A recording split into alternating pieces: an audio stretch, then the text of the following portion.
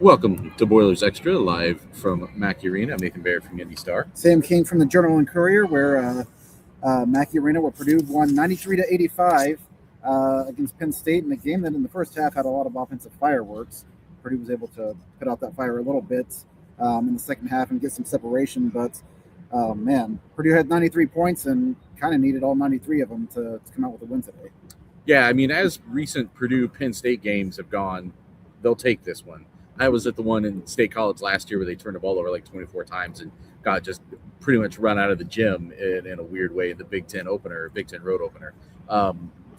Today, I thought was a combination of a couple things. Penn State has kind of come alive here these last couple games, playing without Caden Mingo, their leading scorer because of injury. And they've really pushed Michigan, although Michigan maybe was on the brink of something because they lost at home to Wisconsin today. And they obviously pushed Purdue today. I mean, this was a 1-point game and a half. It's a 7-point game with about 5 minutes left. I thought today, maybe first and foremost, was a testament to the high floor that a Player of the Year candidate gives you. Like Braden Smith today, 26 points, 14 assists, 1 turnover. That's a pretty impressive batch of stats. I think Chris Foreman on the Purdue account tweeted out that's the first time any Big Ten player has done that in 20 years, at least the points and assist combination. And it's the first time this year, and first time since last January, that Smith had 20 or more points and double-digit assists. And often, it's not like he's not scoring at all when he's had some of these big assist numbers this year. But I thought this was the first game this season. I mean, he had 17.7 assists at halftime. It was a lot of scoring early, and then that sort of opened up the rest of the offense after that. Yeah, you think back to his high-scoring games. He had, I think, 36 in a game last year against the mid-major. But the Alabama game, he had 29 points, took 19 shots, but only had 4 assists in that game. He had to be the offense. And today he was – and early on he had 15 points quick today. But he was still as much a facilitator as he was a scorer. He did shoot 18 times, the second most all season behind that Alabama game. This is now a stretch of 2 games against Washington and Penn State where Smith is 21 of 33 from the field. So I think he's become more aggressive since that record's been that Big Ten career assist record's been out of the way. But you're also kind of seeing, as you said, a Player of the Year candidate, not just in the Big Ten, but he's probably one of the guys in a short list for National Player of the Year. What he can do in multiple ways to beat you. They tried to, I asked him about it after the game. They try to take away his passing ability, and he'll willingly take the layup if you're going to just, move out of the way and give it to him. Or they're trying to take away Trey Kaufman-Renn in the short roll, which essentially, as Matt Painter said, he can just use that as a screen now that, the guys are collapsing there. So he's being a smart player, and if you take what the defense gives you and you have that kind of a skill set, Purdue's ceiling is extremely, extremely high. Yeah, there was that stretch in the second half I thought was really crucial where there was a transition 3 by C.J. Cox that he assisted on. And then a little bit after that, he was on the inbounds and he skipped the pass to Trey Kaufman-Renn coming on like a back cut for a layup. And then the next time down, Oscar Clough had the ball at the top of the key. And this whole gym started to get in both anticipation and terror about whether he was going to put that 3 up. Instead, he handed the ball off to Smith, and he whipped it over to C.J. Cox in the corner for another 3. And there was a 9-0 surge right there. That was really, from that point on, Penn State didn't go down easy today. But from that point on, that little surge gave them, I thought, enough cushion. It was pretty comfortable after that. And, just kind of getting back to I try to get an angle in with Painter after the game because as we've talked about, I wasn't here for the entirety of the Zach Edey experience. I watched that from afar, but from watching it from afar, you knew that this was a guy who was just a force of nature who would go in and Purdue would use him to sort of impose its will on people. Every opponent had to come in and find a way to stop the Zach Edey presence. And with Braden Smith, obviously they're very different players, size, positional, skill-wise, etc. But it's also a different dynamic because it's not Braden Smith going in and imposing his will on people the same way, imposing his physicality. Different player, but also it's are you maximizing the opportunities that another defense is giving you? And with Purdue, there's always an abundance of opportunities. There's abundance of things he could do. And tonight was like one of the better examples of him maximizing everything that was there. Yeah, kind of in that same realm. We talk to other coaches in the Big Ten, whether they're in post-game press conferences or at Big Ten Media Days or whatever it is, about Purdue's players. And 2 years ago, a lot of the coaches said you can't simulate a 7'4" guy with that kind of footwork and that kind of strength and touch around the basket. I don't care what kind of defensive plan you come up with, you're never going to perfect it because he's just such an anomaly. And I think in the same way a little bit, you can't simulate the way that Braden Smith can see the floor and pass. And obviously he's got elite shot making ability too if you give it to him. So even if you come up with a seemingly good game plan, he can disrupt it just because he's got varying skill sets. And today, as Matt Painter said, kind of was the best of both worlds because he got a bunch of assists, but also he was aggressive shooting the ball and opened up a lot of things. We're talking about Braden Smith, but I thought CJ Cox was a difference maker in this game that would probably get a lot more pub for it if it wasn't for what Braden did. Fletcher Lawyer struggled shooting for a few games, finally hit a three, and then he got rolling. All of a sudden I look up and I was like, oh, he's at 13 points, and he ends up with 17 points. He was big.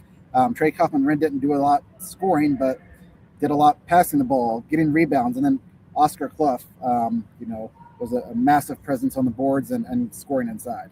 Yeah, Clough, I thought, there was a point in this game, like back-to-back possessions, I think, were very close together, where both Clough and Kaufman-Renn both got fouled just while being under the basket, getting offensive rebounding position. And this is one of the better examples of just the physical and a probably mental toll that those two guys exert on an opponent. And Daniel Jacobson, too, this was a game that they went much longer with Clough than they did with Jacobson. Usually those guys are a little bit more evenly spread. It was about a 3-to-1 ratio on minutes today.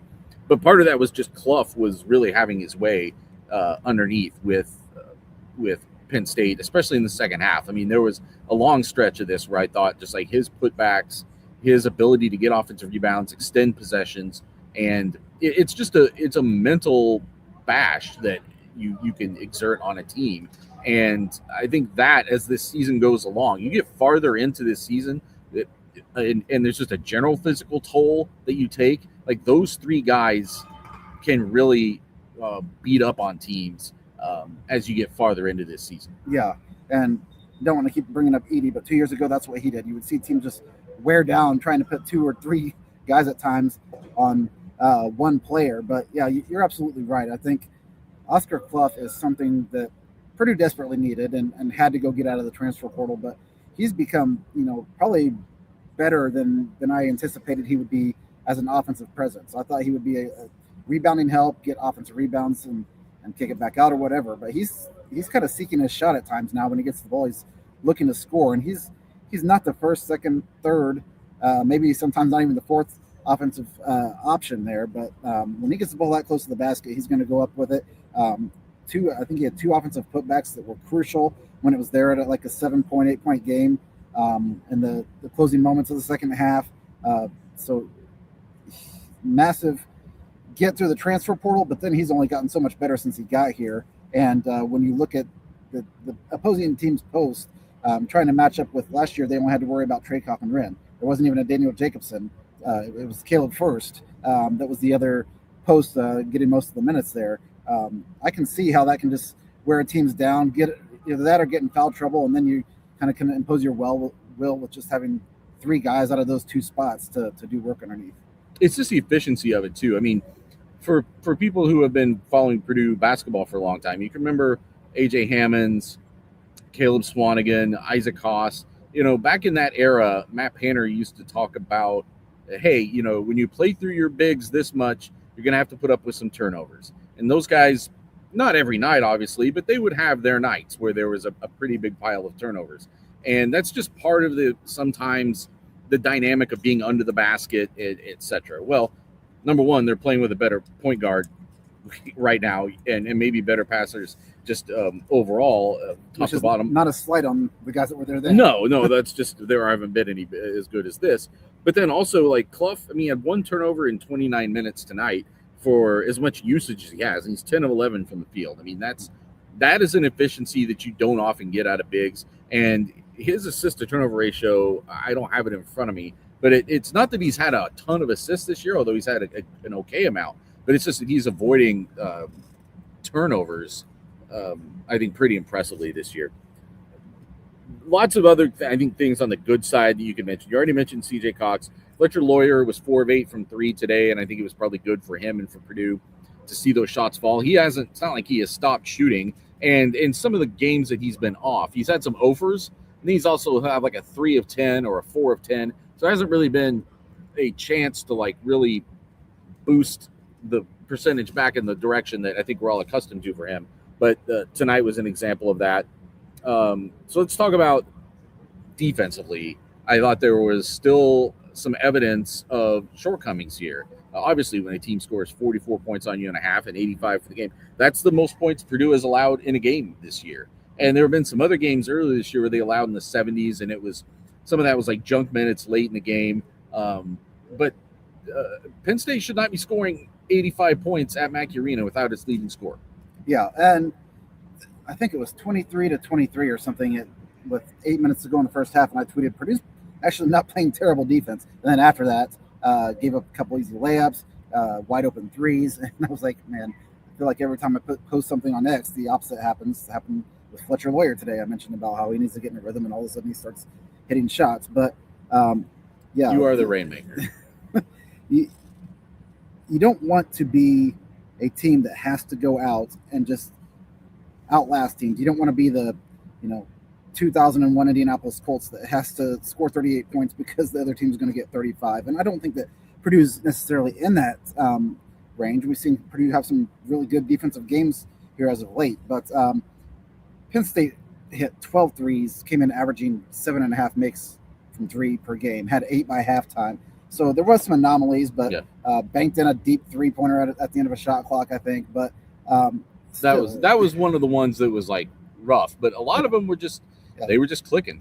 They would find, I felt like Penn State did a good job with ball movement, and Purdue's rotating and moved the ball enough. Eventually there's a guy open, and Penn State definitely capitalized on those opportunities. 12 of 27 from 3 for a team that's shooting 32% coming in. Well, they were shooting like 23% or something like that in Big Ten games coming into this, and almost like doubled that. Yeah, and I thought the other thing that happened here too, though, was there was only twice in the first half that Purdue got one of those kills that Matt Parent always talks about, like the 3 stops in a row. And the first time, all that Purdue did with that was I think Oscar Clough went 1 of 2 at the line. It didn't make any other baskets, so that was kind of a missed opportunity to surge forward. And then they had that 9-0 run that came later in the first half where it looked like they had separated, and then Penn State got it back. Like they just kept hitting threes to answer each of those surges.